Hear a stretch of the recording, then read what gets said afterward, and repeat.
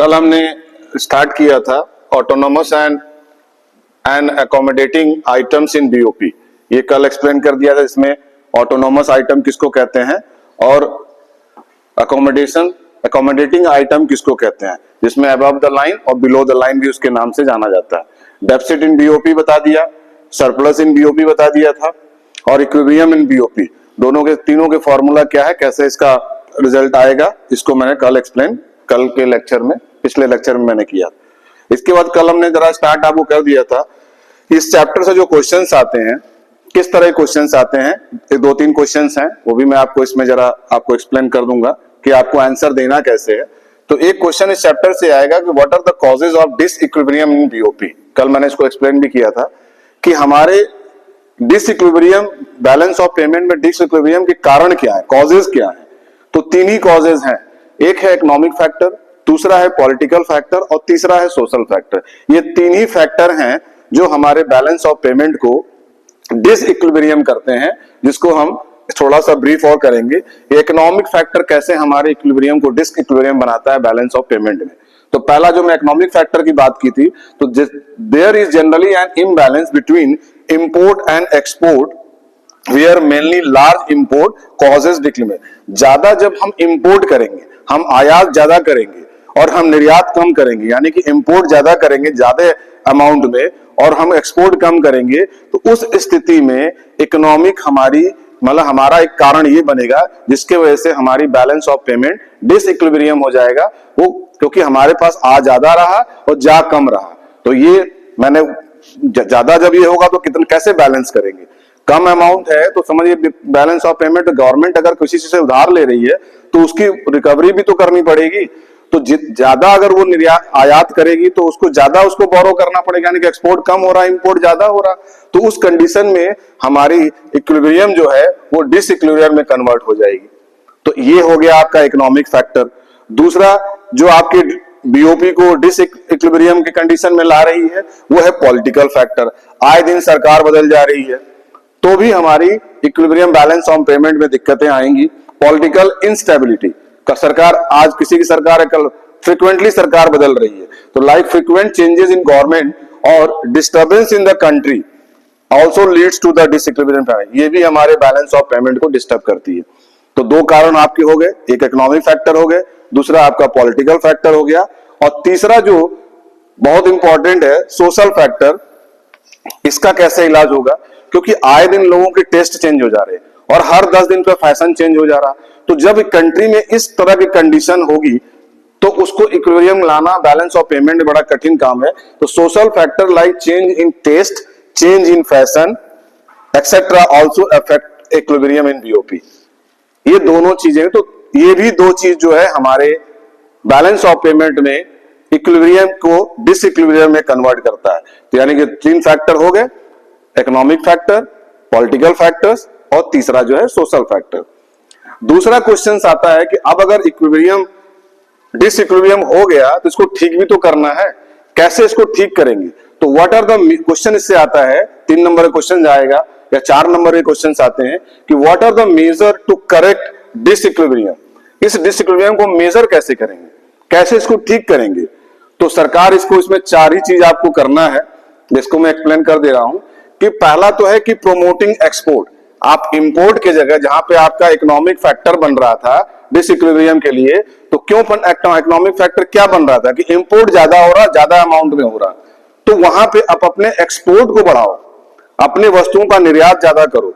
जब आप ज्यादा एक्सपोर्ट करोगे तो आपका क्या होगा, क्या आप इनफ्लो बढ़ेगा, आपके कंट्री में पैसा आएगा, जाएगा कम। आप इंपोर्ट कम करिए, एक्सपोर्ट ज्यादा करिए। तो उसी को अगर हमें बैलेंस करना है, मेजर करना है, तो सबसे पहले हमारी कंट्री एक्सपोर्ट को प्रमोट करेगी, ज्यादा से ज्यादा हमारा निर्यात हो। जब निर्यात होगा तो पैसे हमारी कंट्री में आएगा, तो इनफ्लो हमारा बढ़ेगा, तभी हमारा डिसइक्विलिब्रियम को मेजर करके सही किया जा सकता है। दूसरा, इंपोजिंग इंपोर्ट रिस्ट्रिक्शन। जो आयात जो हम इंपोर्ट कर रहे हैं उस पे कुछ चीजें हमको नियंत्रण, यानी कि कुछ रिस्ट्रिक्शन लगाना होगा कि ताकि लोग बाहर से चीजें आए कम। तो ऐसी कंडीशन को भी करना पड़ेगा, तभी आप डिसइक्विलिब्रियम को इक्विलिब्रियम में बदल पाएंगे। तीसरा, इंपोर्ट सब्स्टिट्यूशन। अब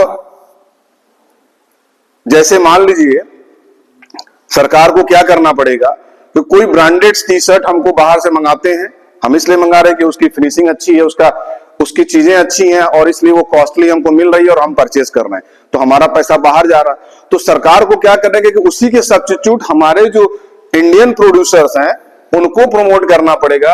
एज इट इज वही टी शर्ट हमको अपने कंट्री में बना के देना पड़ेगा। तो जब कंट्री में उसी तरह का बाबा रामदेव या आगे धीरू भाई अंबानी को इस तरह का प्रोडक्ट बनाए और parallel to that other country, तो क्या होगा, तब लोग बाहर से नहीं लेंगे, अपनी चीजों को ही खरीदेंगे और एक्सपोर्ट भी ज्यादा होगा और लोग उसको यूज भी करेंगे। तो इंपोर्ट सब उसका सब्स्टिट्यूशन हम अपने कंट्री में बनाएं, प्रमोट करें, तो ये तीसरा कारण बनेगा। अगर हम इसको सही कर लेंगे तो हमारी इक्विलिब्रियम बैलेंस हो सकती है। चौथा, डीवैल्यूएशन ऑफ डोमेस्टिक करेंसी। ये देखिए बहुत इंपॉर्टेंट है, इसको समझिए। डीवैल्यूएशन क्या होता है, जैसे आप फॉरेन एक्सचेंज या पढ़ेंगे तो क्या होता है, जैसे मान लीजिए कि $1 है, $1 80 रुपए के बराबर है। अभी प्रेजेंट टाइम में $1 120 के बराबर चल रहा है, यानी कि $1 की कीमत जो है 120 रुपया है। लेकिन अगर हमें अपने इसको इक्विलिब्रियम को अगर बैलेंस करना है, डिसइक्विलिब्रियम नहीं होना जाना चाहते हैं, तो सरकार कभी कभी क्या करती है, अपनी अमाउंट को, वैल्यू को कम करती है। इससे क्या होता है, एक्सपोर्ट बढ़ता है, इंक्रीज इन एक्सपोर्ट। गवर्नमेंट जो एक बार हुआ था, मनमोहन सिंह ने 1991 में ये काम किया था, अपनी डोमेस्टिक करेंसी को डिवैल्यूएट किया था, तो इसको कहते हैं devaluation of domestic currency. Manmohan Singh ji ने किया था 1991 में कि अपनी मार्केट में 120 रुपया डॉलर है, लेकिन उन्होंने क्या किया, 80 रुपया उन्होंने उस डॉलर की थी, ताकि कि लोग अधिक से अधिक चीजें अपने कंट्री में बनेगी और एक्सपोर्ट ज्यादा होगा। तो यह देखिए मैं लिखा है, ऐसा क्यों किया जा रहा है, क्योंकि एक्सपोर्ट इंक्रीजेज, ताकि एक्सपोर्ट अगर इंक्रीज करेंगे तो हमारा पैसा आएगा, यानी इनफ्लो बढ़ेगा। देखिए इनफ्लो में मैंने ऊपर एरो किया है। और इंपोर्ट डिक्रीज होगा, क्योंकि हम चीजें कम मंगाएंगे बाहर से, हमारा बाहर जो है पैसा कम जाएगा। तो ऐसी कंडीशन भी गवर्नमेंट करती है कि जब उसके अपने को बैलेंस ऑफ पेमेंट में डिसइक्विलिब्रियम को मेजर करके सही करना का प्रयास करती है, तो सरकार अपनी वैल्यू को, यानी अपनी करेंसी को, अपनी डोमेस्टिक करेंसी को कम आंकती है, यानी डिवैल्यूएट करती है। जैसे कि अगर $1 मार्केट में 120 है, लेकिन हम अपने उस $1 को 80 के बराबर कर रहे हैं, तो 80 रुपया मतलब $1 के बराबर है। तो इससे क्या होगा कि हमारा एक्सपोर्ट बढ़ेगा, इंक्रीज होगा, और जब एक्सपोर्ट इंक्रीज होगा तो हमारे पास पैसा आएगा। तो बैलेंस ऑफ पेमेंट तो यही है ना कि हमारा एक्सपोर्ट, यानी कि हमारे एक्सपोर्ट ज्यादा हो, इंपोर्ट कम हो। अगर हमारा इंपोर्ट ज्यादा होगा तो क्या हो रहा है, वही तो बैलेंस ऑफ पेमेंट को फिर सरकार को क्या करना पड़े, उधार लेना पड़ रहा है। तो वो कंडीशंस ना हो और इक्विलिब्रियम बने, इसलिए ये सरकार डिवैल्यूएट ऑफ द डोमेस्टिक करेंसी भी करती है। तो ये 4 रीजन आप इसमें लिखेंगे कि अगर कॉजेस पूछता है, मेजर पूछता है कि इसको कैसे करेक्ट किया सकता है, तो पहला है कि प्रोमोटिंग एक्सपोर्ट, दूसरा है इम्पोजिंग इंपोर्ट रेस्ट्रिक्शन, तीसरा है इंपोर्ट सब्स्टिट्यूशन, और चौथा है डिवैल्यूएशन ऑफ डोमेस्टिक करेंसी। ये 4 आप लिखेंगे तो आपको पूरे इसमें नंबर मिल जाएंगे। और अगर ये पूछ दे एक नंबर में डिवैल्यूएशन ऑफ डोमेस्टिक करेंसी क्यों किया जाता है, तो इसलिए कि एक्सपोर्ट इंक्रीज करे और और इंपोर्ट डिक्रीज होगा। एक्सपोर्ट इंक्रीज करेगा तो इनफ्लो यानी कि पैसा आएगा, और इंपोर्ट डिक्रीज होगा तो हमारा आउटफ्लो कम जाएगा।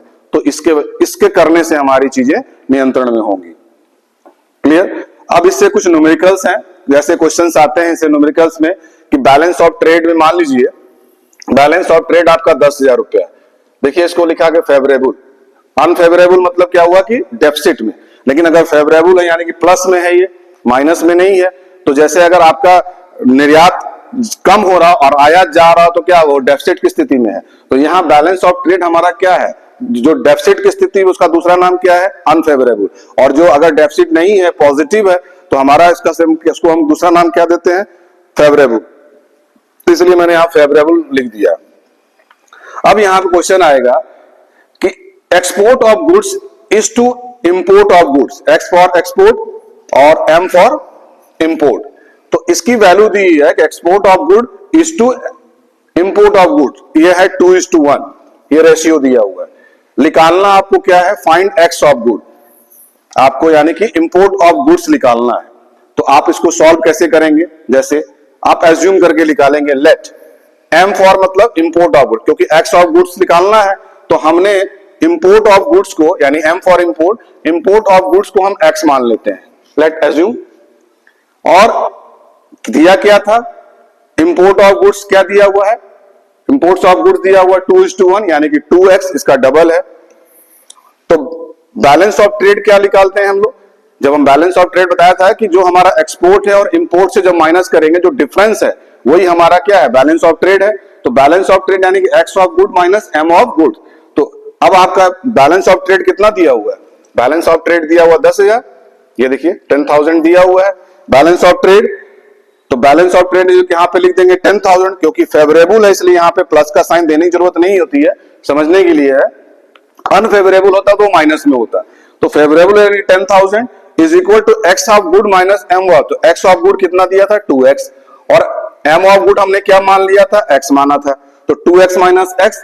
अब इसको हम सॉल्व करेंगे, तो जब सॉल्व करेंगे तो आपको कितना आएगा, ये आपका 20,000 आपके एक्स ऑफ गुड्स निकल के आ गया।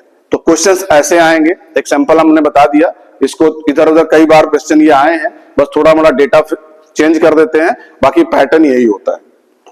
दूसरा क्वेश्चन आप देखिए कि एक्सपोर्ट ऑफ गुड्स दिया हुआ है 22,000, परचेज ऑफ मशीन दिया हुआ है 2,400, एक्सपोर्ट ऑफ सर्विस दिया हुआ है 6,000, रेमिटेंसेस टू कनाडा दिया हुआ है 6,000, बोरोइंग दिया हुआ 8,000 और गिफ्ट रिसीव्ड फ्रॉम यूएस जो है 4,000।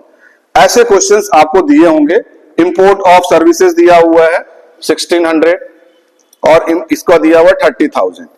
अब आपको इसमें तीन आंसर देने हैं, फाइंड, बीओटी, बीओआई और बीओपी। तीन आपको इसमें निकालना है, बैलेंस ऑफ ट्रेड और इसमें करंट अकाउंट लिख दिया है, ठीक है। तो अब आप तीन चीज को निकालेंगे, तो सबसे पहले आप इसको सॉल्व कैसे करेंगे, इसको सॉल्व करेंगे, इसमें ये आपको अपने से करना है। सबसे पहले आप इसको बाइफरकेट कर लेंगे। एक्सपोर्ट ऑफ, मैंने बताया था ना कि बैलेंस ऑफ पेमेंट में दो चीजें हमने डिवाइड किया था कि करंट अकाउंट और कैपिटल अकाउंट। तो पहले तो आप उसके आगे लिख देंगे एक्सपोर्ट ऑफ गुड्स बात कर रहा, तो ये करंट है कि कैपिटल है, तो ये करंट है, तो इसको यहां पर लिख देंगे करंट अकाउंट, गुड्स के बारे में कर रहा। परचेज ऑफ मशीन, अगर मशीन खरीद रहा है तो क्या है, ये इंपोर्ट है, यानी ये भी करंट अकाउंट है, नहीं सॉरी, ये आपका कैपिटल हुआ, मशीन खरीदाना एसेट्स हुआ। एक्सपोर्ट ऑफ सर्विसेज, ये आपका कैपिटल करंट हुआ, यहां लिख लेंगे।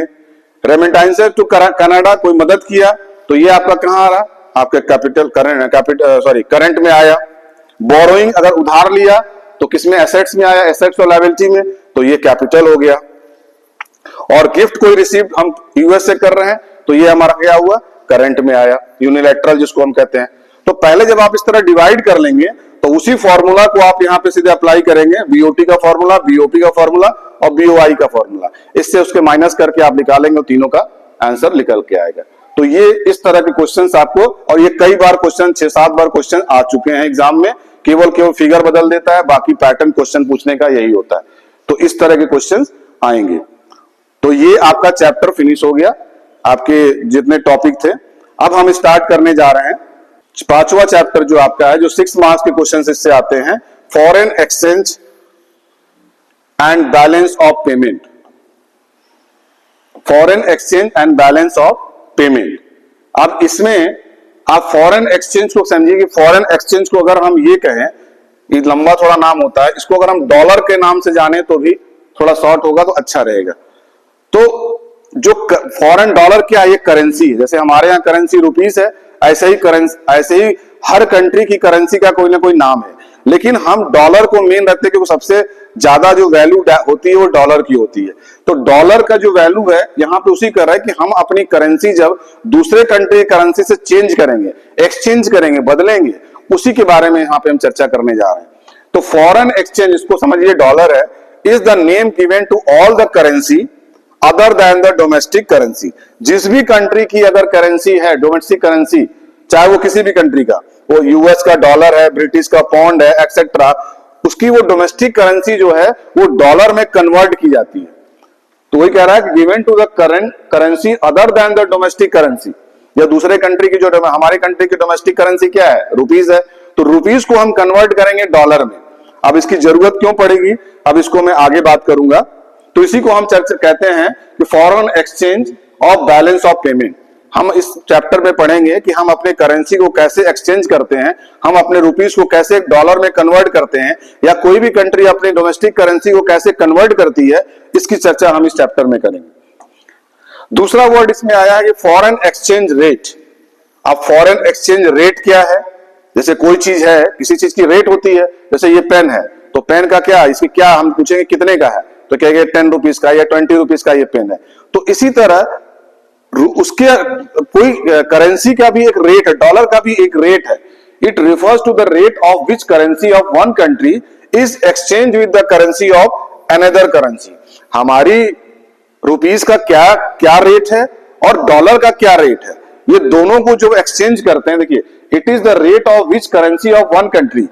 एक कंट्री की जो करेंसी है वो एक्सचेंज होती है दूसरे कंट्री के साथ, इसी को हम अनदर मतलब इसको कहते हैं फॉरेन एक्सचेंज रेट। यानी कि डॉलर का रेट क्या है, चाहे फॉरेन एक्सचेंज कहिए और चाहे डॉलर कहिए, तो डॉलर का रेट क्या है? डॉलर का रेट हम दूसरी कंट्री के करेंसी के साथ जब हम उसको एक्सचेंज करते हैं तो उसको हम रेट कहते हैं। अब उसका कोई रेट होगा और इसको हम क्या कहते हैं, इसी रेट को हम एक्सटर्नल वैल्यू ऑफ करेंसी भी कहते हैं। जो रेट है, डॉलर का रेट है, इसको हम एक्सटर्नल वैल्यू ऑफ करेंसी, यानी कि हमारी रुपीस की वैल्यू की जो वैल्यू है डॉलर के साथ कितना ज्यादा है कितना कम है, ये चीजें हम उसमें करते हैं, तो इसको हम इसलिए एक्सटर्नल वैल्यू ऑफ करेंसी भी कहते हैं। जैसे एग्जांपल में, if you import goods from US, then we have to pay the exporter in terms of dollar, and for this purpose we will convert rupees into dollar। अब जैसे मान लीजिए हमने कोई सामान अगर हमें फॉरेन से मंगाना है, तो हमारी तो करेंसी रुपीस है, और जो वहां पे जिससे सामान ले रहे हैं, तो वो आपकी रुपीस को क्या लेगा, क्योंकि उसके अंदर चलता है डॉलर, तो उसको तो डॉलर चाहिए ना। तो डॉलर चाहने की आपको सामान मंगाना है, एक्सपोर्ट इंपोर्ट तो होगा ही, लेकिन हमें सामान मंगाना है, तो हमारी रुपीस अगर हम उसको ट्रांसफर करेंगे, भेजेंगे, तो उसके लिए तो बिना कोई काम का नहीं है। या डॉलर मेरे कंट्री में आएगा, तो मेरे कंट्री में तो रुपीस चलती है, तो वो मेरे लिए कोई काम का नहीं है। तो इसके लिए क्या होता है कि यही जो रुपीस है और डॉलर है आपस में एक्सचेंज होते हैं। हमारी रुपीस डॉलर में कन्वर्ट होगी, तो उस वहां के जो भी बिजनेसमैन है या जो भी आपने खरीदा, तो उनको डॉलर के रूप में ही मिलेगा। और हमारे यहां से कोई व्यक्ति, फॉरेन का व्यक्ति कोई सामान खरीदता है, तो उसको अपने डॉलर को कन्वर्ट करना पड़ेगा रुपीस में। जब रुपीस में कन्वर्ट करेगा तो हमें एज ए रुपीस ही मिलेगा, लेकिन वो डॉलर को इसी को एक्सचेंज रेट कहते हैं कि हम उनकी जो करेंसी है, हमारी करेंसी उनकी वैल्यू के अकॉर्डिंग हमें रुपीस के रूप में मिलेगा, और हमारी जो रुपीस है उस डॉलर की रेट के अनुसार उसको डॉलर के रूप में ही उसको पे किया जाएगा। यही बात इसमें कहा जा रहा कि ये जो फॉरेन एक्सचेंज का जो मेन कंसेप्ट है कि हम जो कन्वर्ट कर रहे हैं, जो रेट है, इसी तरह से किया। जैसे एग्जांपल में देखिए, एक डॉलर है, 100 रुपीज हमारी है, 100 रुपीज हमें कोई सामान हमने कंट्री से मंगाया बाहर से, तो हम इसको 100 रुपीज देंगे, तो इसको 100 रुपीज ये कैसे लेगा, इसको यहाँ तो डॉलर चल रहा, तो डॉलर चला, तो इसको कन्वर्ट किया जाएगा 100 रुपीज को डॉलर के रूप में। और ये अगर हमारी कंट्री से कोई चीज मंगाएगा, तो उसको अपने डॉलर को कन्वर्ट करना पड़ेगा हमारे रुपीज में, तो इसी को हम एक्सचेंज रेट कहते हैं। अब तीसरा चीज आ रहा कि हमारे कितने तरह के फॉरेन एक्सचेंज रेट होते हैं। तो फॉरेन एक्सचेंज रेट 3 तरह के होते हैं, पहले आप नाम जान लीजिए। पहले एक्सचेंज रेट को कहते हैं फिक्स्ड फॉरेन एक्सचेंज रेट, दूसरे को हम कहते हैं flexible floating exchange rate system, और तीसरे को कहते हैं मैनेज फ्लोटिंग। ये 3 हमारे फिक्स्ड रेट है, टाइप्स इसको कहा जाए। फिर से आप इसको नाम सुन लीजिए। पहले वाले एक्सचेंज रेट को जो होता है, जो टाइप्स है एक्सचेंज रेट का, उसको हम कहते हैं fixed foreign exchange, fixed foreign जो होता है, और दूसरे को कहते हैं फ्लोटिंग, यानी कि फ्लेक्सिबल होता है, फ्लेक्सिबल या फ्लोटिंग एक्सचेंज रेट सिस्टम कहते हैं, और तीसरे को कहते हैं मैनेज्ड फ्लोटिंग। ये 3 आपके रेट है, जिसको मैं 1 बाय 1 एक्सप्लेन करूंगा। फिक्स्ड फॉरेन एक्सचेंज रेट क्या? System pegged foreign exchanging rate system.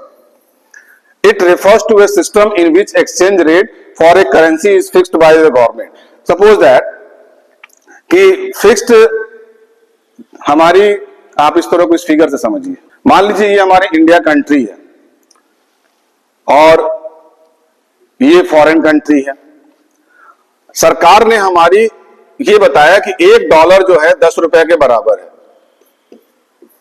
तो मतलब $1 10 रुपए के बराबर है। तो अगर हम 10 रुपया देंगे तो हमको $1 मिलेगा। ये सरकार ने फिक्स कर दिया। अब सरकार ने फिक्स कर दिया 1 साल के लिए, फॉर 1 ईयर, और इससे क्या होगा, स्टेबिलिटी बनेगी हमारे इकोनॉमिक में। लेकिन अब इसके लिए इसका ड्रॉबैक क्या है कि जो सरकार इसको करती नहीं, इसलिए देखिए मैंने काटा, $1 अगर को फिक्स कर दिया सरकार ने कि $1 की कीमत 10 रुपया है, अब इससे ना ऊपर होगा ना कम होगा। तो सरकार अगर ऐसा फिक्स कर देगी तो इसको फिक्स करने के लिए मार्केट में प्रॉब्लम ये हो जाएगी, ये तभी सक्सेस है कि अगर मान लीजिए सरकार ने कहा कि हम लैपटॉप जो है 1000 में लैपटॉप सबको देंगे।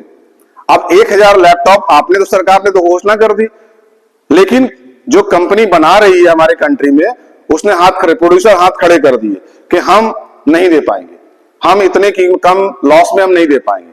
तो अब सरकार के पास इतना मैन्युफैक्चरिंग की क्षमता हो और इतना उसको सेल रखने की क्षमता हो, दोनों चीजें। अगर मान लीजिए उसने रेट फिक्स कर दिया कि हम सैमसंग का या हम किसी भी प्रोडक्ट को हम 1000 रुपए में सेल करेंगे, तो अब आप तो सेल करोगे क्योंकि आप गवर्नमेंट हो, तो आपके पास प्रोडक्ट तैयार करने की भी तो क्षमता होनी चाहिए कि अगर हम, और ये प्रोड्यूसरों ने मना कर दिया कि हम इतने लॉस में नहीं कर पाएंगे, तो ना आपके पास क्षमता है और ना अपने पास रखने की, मतलब ह्यूज अमाउंट ऑफ आपकी स्पेस होना, ह्यूज मतलब रखने की जगह होनी चाहिए और बनाने की भी क्षमता होनी चाहिए, बेचने की क्षमता होनी चाहिए। तो ये सरकार के पास हो ही नहीं सकता है। तो इसलिए ये सिस्टम फेल हो गया। इसका ड्रॉबैक है कि हम फिक्स्ड एक्सचेंज रेट को नहीं कर सकते हैं। ऐसा अगर होता तो फिर चीजें, और अगर इससे क्या होगा कि मान लीजिए फिक्स कर देगा, इसके फायदे क्या है कि स्पेकुलेशन नहीं होगा इसमें, जो है जिसको स्पेकुलेशन कहते हैं, स्पेकुलेशन, हाँ, SPECULATIN, जिसको हम जुआ कहते हैं, मतलब जिसको फ्लक्चुएट कहते हैं। जैसे आप शेयर बाजार का नाम सुना होगा, तो शेयर बाजार में आपने देखा होगा इसमें फ्लक्चुएट होता है, कभी रेट बढ़ा कभी घटा, कभी 200 हो गया, कभी 205 हो गया, कभी 199 हो गया। तो लोग क्या करते हैं, जिसको हम सट्टा कहते हैं, उसमें लोग अपना पैसा लगाते हैं। जैसे सस्ता हुआ तो खरीद लिया, महंगा हुआ तो बेच दिया। तो जब सरकार इस तरह की रेट फिक्स कर देगी, फिक्स्ड बाय द गवर्नमेंट, तो ये होने के चांसेस कम होंगे, नहीं के बराबर होगा। भाई लोग सस्ता हुआ तो क्या, वो खरीद लिए, और उसको महंगा हुआ तो बेच दिए। तो ये सिचुएशन, सट्टेबाजी बंद हो जाएगी। जैसे मैंने कहा सट्टा जुआ, जिसको जुआ कहते हैं, स्पेकुलेशन जिसको इंग्लिश में कहेंगे, ये चीजें स्पेकुलेशन नहीं हो पाएगा। जैसे शेयर बाजार में इन्वेस्ट किया, दाम बढ़ा, सस्ता हुआ तो खरीद लिया, महंगा हुआ तो बेच दिया। तो ये जो सट्टेबाजी होती है वो सब नहीं होगा। इसका तो फायदे तो ये है, लेकिन इसका नुकसान ये है कि अगर सरकार 1 साल के लिए अगर अपने डॉलर को फिक्स कर दिया, उसने गवर्नमेंट नियम लगा दिया, तो क्या होगा कि सरकार के पास उतने बनाने की क्षमता भी होनी चाहिए, बेचने की भी क्षमता होनी चाहिए और रखने की भी क्षमता होनी चाहिए।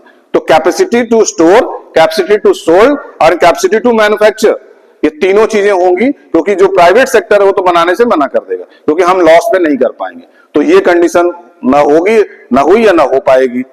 दूसरा जो उन्होंने कहा कि फ्लक्चुएशन जो होगा, फ्लोटिंग जो होगा, तो फ्लोटिंग किसको कहा गया। अब ये हुआ कि भाई डॉलर को कैसे किया जाए, तो ये हुआ कि मार्केट इकोनॉमिक में किसी चीज की कब क्या होती, जैसा डिमांड होता है वैसी सप्लाई होती है, उसी के अकॉर्डिंग प्राइस डिसाइड होता है। क्या मार्केट की डिमांड और सप्लाई, देखिए ये डिमांड, ये सप्लाई और डिमांड है, आपने पढ़ा ही था कि जब हमारी सप्लाई और डिमांड जैसा हमारा डिमांड होगा, जैसा सप्लाई होगा, उसी के अकॉर्डिंग प्राइस, अगर डिमांड ज्यादा है तो प्राइस क्या करेगी, बढ़ेगी, और डिमांड कम है तो प्राइस घटेगी। तो ये डिपेंड तो करता है ये और तब क्या होगा अब इसमें, लेकिन इसमें इसका एक क्या है कि इसमें सरकार का कोई रोल नहीं होता है। No government involve in this fluctuate, जिसमें फ्लक्चुएट कर रहा है, ऐसे एक्सचेंज रेट में कोई सरकार का कोई रोल नहीं होता है। तो ये भी तो ठीक नहीं है, क्योंकि जब मार्केट में क्या होगा, फिर आपकी फिर महंगाई बढ़ेगी, फिर मंदी की स्थिति होगी, महंगाई बढ़ेगी, तो यहाँ पे सरकार का तो कोई नियंत्रण है नहीं। तो ये भी यहाँ पे इकोनॉमिक में स्टेबिलिटी नहीं बन पाएगी, क्योंकि मार्केट की डिमांड और सप्लाई के अकॉर्डिंग प्राइस डिसाइड हो जाएगा, तो भी फॉरेन एक्सचेंज रेट में फर्क पड़ेगा। तो यहाँ भी इकोनॉमिक स्टेबिलिटी नहीं बन पाएगी, और सरकार का यहाँ रोल भी नहीं है। जहां सरकार का रोल हो रहा है तो वहां पे भी क्या हो रहा है, वहां प्रॉब्लम ये आ रही है कि बाकी चीजें तो हो रही है कि आपका चोरी नहीं, मतलब शेयर का फ्लक्चुएशन नहीं होगा, सट्टेबाजी नहीं होगी, जुआ नहीं होगा, पैसा लोग लगाएंगे नहीं, लेकिन सरकार की अपनी प्रॉब्लम की वो ना उतना बना पाएगी और ना उसने रख पाएगी और ना बेच पाएगी, तो उसकी तो वो कैंसिल हो गया। दूसरा भी जो रेट है वो भी कैंसिल के बराबर, क्योंकि ये डिसाइड ही नहीं होगा, तो मार्केट और डिमांड के सप्लाई और डिमांड के आधार पे अगर प्राइस डिसाइड हो रही है तो भी तो प्रॉब्लम होगी, तो ये भी स्टेबिलिटी यहाँ पे इकोनॉमिक में नहीं बन पाएगी, फ्लोट नहीं होगा, तो इसीलिए इसको फ्लोटिंग कहा गया। और तीसरा जो हम कह रहे हैं कि मैनेज जो करना है, अब इसमें सरकार क्या करती है, मैनेज करती है, इसमें थोड़ा सा फिर आरबीआई का इसमें इन्वॉल्वमेंट होता है, जिसको हम कहते हैं फिक्स्ड में फॉरेन में क्या लिखा है कि pegged foreign exchange rate system, it refers to the system in which exchange rate for a currency is fixed by the, ये पहला वाला जो है गवर्नमेंट के द्वारा फिक्स कर दी जाती है। ये इससे क्या होगा, इट इंश्योर स्टेबिलिटी तो होगा एंड प्रिवेंट स्पेकुलेशन, मतलब जुआ और सट्टेबाजी सब नहीं होगा। Government has to maintain large reserve. अब गवर्नमेंट को इसमें क्या प्रॉब्लम आ रही है कि उसको बड़े स्तर पर फॉरेन करेंसी को क्या होगा, large reserves of foreign currency to establish stability of foreign exchange rate, उसको उतने स्तर पे अपनी सुविधा अपनी चीजों को मेंटेन करना पड़ेगा। To maintain large reserves of foreign currency to establish stability of foreign exchange rate, तो ये आपका कैंसिल हो गया। दूसरा कह रहा है कि फ्लेक्सिबल होगा, तो क्या सिस्टम है इसमें, इसमें कह रहा है कि टोटली किस पे डिपेंड करता है, मार्केट फोर्सेस पे। मार्केट फोर्स क्या है, डिमांड और supply of foreign exchange, there is no, इसमें गवर्नमेंट का कोई इन्वॉल्वमेंट नहीं है। अब शेयर जब इन्वॉल्वमेंट नहीं होगा तो क्या होगा, सस्ती चीज होगी तो लोग खरीद लेंगे, महंगी होगी तो उसको महंगे दाम में बेचेंगे, तो शेयर का तो यहाँ पे क्या होगा, यहाँ पे तो पूरा चीजें स्पेकुलेशन होने के चांसेस ज्यादा हो जाएंगे। और जब इस तरह की स्थिति होगी तो फिर क्या होगा, लोग सस्ते दाम पे खरीदेंगे, जब शेयर डाउन हो तो खरीद लिया, फिर महंगा हो तो बेच दिया, तो ऐसे स्थिति में क्या होगा, सट्टेबाजी बढ़ जाएगी। It leads to speculation and does not insure stability, और ये श्योर नहीं कर पाएंगे कि हमारे इकोनॉमिक में स्टेबिलिटी बन पाएगी, तो इसका भी ड्रॉबैक है, यानी कि फ्लेक्चुएट एक्सचेंज रेट भी नहीं हो सकता है, flexible floating exchange rate system भी नहीं है। तीसरा जो हम बात करते हैं मैनेज फ्लोटिंग, इसमें क्या है तो टोटल मार्केट की ही डिमांड और सप्लाई पे जो फोर्स करेगा। Foreign exchange is a determined by market force of demand and supply, but होगा वही मार्केट की डिमांड और सप्लाई के अकॉर्डिंग ही प्राइस डिसाइड होगी, मार्केट फोर्स को, जिसको मार्केट फोर्स कह रहे हैं, and supply, but central bank influences the exchange rate through it's intervention. लेकिन यहां पे सेंट्रल बैंक यानी कि आरबीआई, हर कंट्री का जो अपना सेंट्रल बैंक है वो इसमें इंटरफेयर करेगा ताकि चीजें नियंत्रण में हो, कंट्रोल में हो। तो इसी चीज को लिखा है इंग्लिश में, it refers to a system, जिसको मैनेज फ्लोटिंग कहते हैं, it refers to a system in which foreign exchange rate is determined by market forces of demand and supply. Rate तो फिर होगा मार्केट की डिमांड और सप्लाई के अकॉर्डिंग ही rate fix होगा, लेकिन उसमें सेंट्रल बैंक का, यानी but central bank influences, central bank उसमें इन्फ्लुएंस करेगा the exchange rate through it's intervention, this system, और इसी सिस्टम को हम डर्टी फ्लोटिंग कहते हैं, जहां पे सेंट्रल बैंक, जिस भी कंट्री का सेंट्रल बैंक है, आरबीआई, हमारे सेंट्रल बैंक आरबीआई है, तो आरबीआई का इन्फ्लुएंस करेगा, उसमें इंटरफेयर करेगा, इंटरवेंस करेगा, और ऐसे फ्लोटिंग को हम डर्टी फ्लोटिंग कहते हैं। ऐसे एक्सचेंज रेट को हम मैनेज फ्लोटिंग कहेंगे, और दूसरा इसका नाम है डर्टी फ्लोटिंग। तो ये एग्जाम में आता है कि डर्टी फ्लोटिंग किसको कहते हैं फॉरेन एक्सचेंज में, तो डर्टी फ्लोटिंग उसको कहते हैं जिसमें सेंट्रल बैंक का इन्वॉल्वेशन होता है मार्केट में, मार्केट फोर्स में, जो आपका जो फॉरेन एक्सचेंज रेट जो है वो डिटरमाइन करेगा मार्केट फोर्स पे ही, यानी कि डिमांड और सप्लाई के अकॉर्डिंग ही प्राइस डिसाइड होगी। लेकिन इसमें वहां पे दोनों चीजें में बाहर होगी सरकार, लेकिन यहां सेंट्रल बैंक इन्वॉल्व होगा, इन्फ्लुएंस करेगा, इंटरवेंशन होगा उसका, और ऐसे सिस्टम को हम इसको हम एक और नाम से जानते हैं डर्टी फ्लोटिंग। तो ये, और हर कंट्री का अपना सेंट्रल बैंक होता है, उसका इंटरफेरेंस उसमें होगा। ये तीन चीज हो गई। Foreign exchange market where sale and purchase of foreign exchange take place. Foreign market किसको कहते हैं, जहां पे सेल और परचेज, जहां हम खरीदते हैं और बेचते हैं। टाइप्स, कितने फॉरेन एक्सचेंज के टाइप हैं, स्पॉट मार्केट, दूसरा है फॉरवर्ड फ्यूचर मार्केट, ये दो चीजें। अब उसके बाद फिर हम फंक्शन की बात करें, तो पहले आप समझ लीजिए कि स्पॉट मार्केट क्या है। Market in which sale and purchase of foreign exchange, वैसा मार्केट जहां पे हम चीजों को खरीदते हैं और बेचते हैं। Exchange, foreign exchange are made immediately, जहां तुरंत हम अपने चीजों को बेच सेल कर लेते हैं और परचेज कर देते हैं, तो ऐसे मार्केट को हम कहते हैं स्पॉट मार्केट। दूसरा forward future market, market in which sale and purchase of foreign exchange is made as some future date at the rate agreed upon today. आप जैसे इसको ऐसे समझिए फिगर के समय, कुछ चीजें तो ऐसी है कि जैसे मैंने तुरंत इमीडिएटली बेस पे हमने डॉलर दिया, हमने रुपीस दी और डॉलर में हमने तुरंत परचेज के लिए देन एंड देयर हो गया। ये देखिए फिगर के साथ समझिए भाई। मार्केट में, मार्केट किसको कहते हैं? मार्केट में एक बायर होता है और एक सेलर होता है। एक बायर होता है और एक सेलर होता है, दो तरह के लोग होते हैं मार्केट में।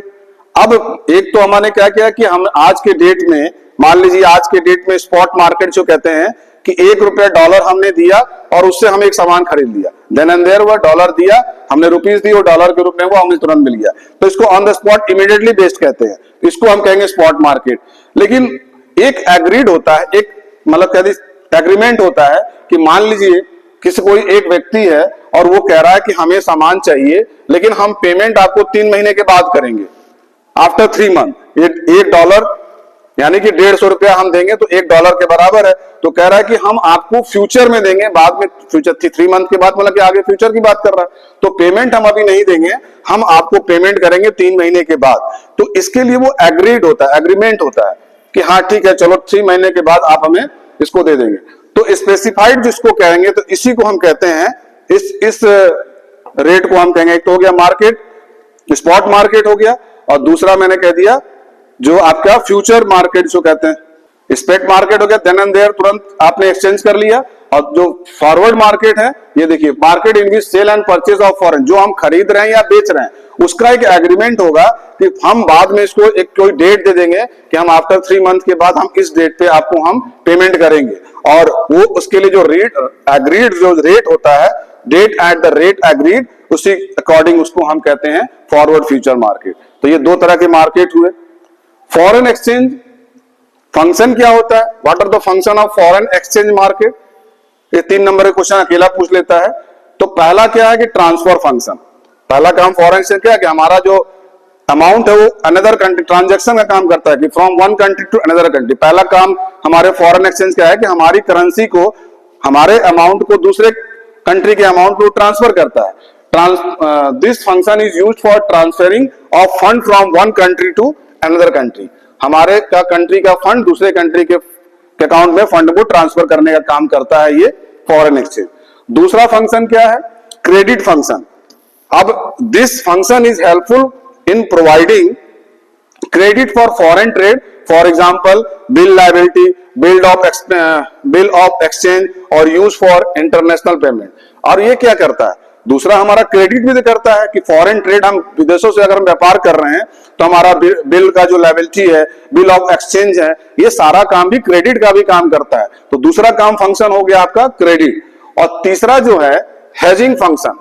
हेजिंग का मतलब यहां समझिए कि जैसे मान लीजिए $1 अगर मान लीजिए ₹100 के बराबर है, ₹1 अगर ₹100 के बराबर है, और अगर ये कोई भी एक्सपोर्ट कर रहा है और उसके कुछ दिन के बाद अगर हुआ कि हम बाद में पैसा पेमेंट, देखिए it is an activity which reduce the risk of loss of foreign exchange and is generally adopted by importers and exporter. इसमें क्या होता है? लॉस होने के चांसेस हैं, क्योंकि अभी अगर क्या है कि डॉलर आपकी चीजें अगर रेट फिक्स है, तो अगर डॉलर अगर फ्लक्चुएट कर रही है, तो आज जो चीजें आपको ₹100 में मिल रही है, यानी कि आपको जो $100 में मिल रहा, $1 में जो ₹100 के बराबर $1 है, और उसके कुछ दिन के बाद उसका अगर रेट बढ़ गया ₹500, वही ₹100 का टी शर्ट अगर ₹500 मिलेगा, तो क्या होगा? ऐसे में आपका प्रोड्यूसर एंड एक्सपोर्टर और इंपोर्टर को वहां लॉस होने के चांसेस होंगे। तो वहां पे क्या होगा? Loss of foreign exchange of generally adopted, क्योंकि उसका रेट जब बढ़ गया और उस चीज को होगा तो उसको वहां पे लॉस होने के चांसेस होंगे। तो यहां देखिए मैंने इसको फिगर से भी एक्सप्लेन किया है। ये हेजिंग क्या है? जैसे मान लीजिए कोई टी शर्ट अगर $2 यानी कि मतलब $100 का, यानी कि $2 में $2 का मतलब कि ₹200, $1 $100 का है तो $2 ₹200। तो अगर कोई टी शर्ट अगर हमने बाहर से मंगाया तो ₹200 का हमें मिला, लेकिन 4 महीने के बाद वही $2 यानी कि वो टी शर्ट जो है अब 500 का हो गया। तो 500 का हो गया तो यहां तो क्या हुआ? इसको लॉस हुआ ना। यहाँ लॉस यानी कि रिस्क है, इंपोर्टर को रिस्क है, जो इंपोर्ट कर रहा, जो वहां से हम मंगा रहे हैं, पैसा जो दे रहे हैं, तो उसको तो लॉस होने के चांसेस हैं। यानी कि जो $2 में यानी कि 200 रुपए में टी शर्ट मिल रहा था, अब उसकी डॉलर की कीमत बढ़ गई तो वो 500 रुपए का मिल रहा है। तो 500 रुपए अब उसको 4 महीने के बाद क्या होगा, उसको तो एक्सपोर्टर इंपोर्टर को क्या हुआ, लॉस होगा।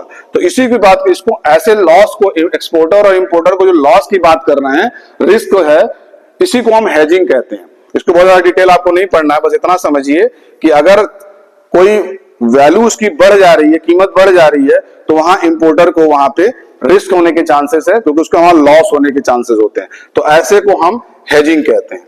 क्लियर ना भाई? जिसको कहा है कि in a function it is an activity which reduces the risk of loss of foreign exchange and is generally adopted by importers and exporter. तो ये आपके 3 पॉइंट इसके हो गए। अब इसमें एक चीज और समझिए आप कि करेंसी डेप्रिसिएशन क्या होता है और करेंसी एप्रिसिएशन क्या होता है। तो आपने पढ़ा होगा, आपने उधर पढ़ा था डेप्रिसिएशन में कि जब वैल्यू जब आपकी करेंसी, मान लीजिए कि अर्लियर पहले हमारा $1.75 के बराबर था और आज प्रेजेंट टाइम में डॉलर अगर 100 रुपीज है, तो क्या हुआ स्थिति भारत में, क्या होगी, वो डेप्रिसिएशन की स्थिति में होगी। लेकिन अगर वही पहले हमारा $75 डॉलर था, अब आज के डेट में डॉलर 50 हो गया, तो ये मेरा एप्रिसिएशन है। तो ऐसे को हम, जो हमारे करेंसी अगर डॉलर की कीमत बढ़ जाती है प्रेजेंट टाइम में, तो वो आपका डेप्रिसिएशन करेंसी है। और जब आपका डॉलर की कीमत घट जाती है, जो पहले हमारा 75 था वो 50 हो गया, तो ऐसे करेंसी को हम, ऐसे डेप्रिसिएशन को हम करेंसी एप्रिसिएशन कहते हैं। इसी चीज को हमने यहाँ पे एक्सप्लेन किया है दोनों में, कि अर्लियर हमारा $1.75 का था, $1 का कीमत 75 रुपया था, इंडियन करेंसी जो, तो 75 रुपीज इज इक्वल टू $1। आज के डेट में वो 100 रुपीज है, हो गया। तो हमारी क्या हुआ, हमारी वैल्यू कम हुई और उनकी वैल्यू बढ़ गई। तो इस चीज को हम कहते हैं, यहां देखिए, this is increase in foreign exchange rate known as currency depreciation, that is decrease in the value of domestic currency. इसमें क्या हुआ कि हमारी जो इंडियन करेंसी है वो घट गई, 100 रुपया अब डॉलर हो गया और हमारा 75 रुपया पहले था। तो यानी कि डॉलर की करेंसी यानी कि फॉरेन की करेंसी बढ़ गई और हमारी डोमेस्टिक करेंसी घट गई, जो in terms of foreign currency, किसके टर्म्स में, फॉरेन करेंसी के टर्म्स में।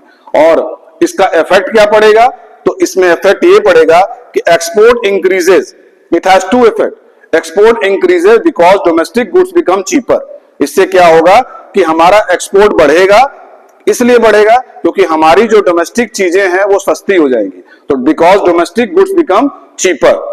ठीक, अब दूसरा, एक पहला हो गया। दूसरा क्या इंपैक्ट पड़ेगा, impact decreases because goods foreign become costlier, जो फॉरेन की चीजें जो होंगी वो महंगी हो जाएंगी, कॉस्टलियर हो जाएगी। तो ये दो इफेक्ट पड़ेगा हमारी डॉलर की कीमत, हमारी करेंसी को कम होने से और डॉलर के बढ़ने से, जिसको हम करेंसी डेप्रिसिएशन कहते हैं।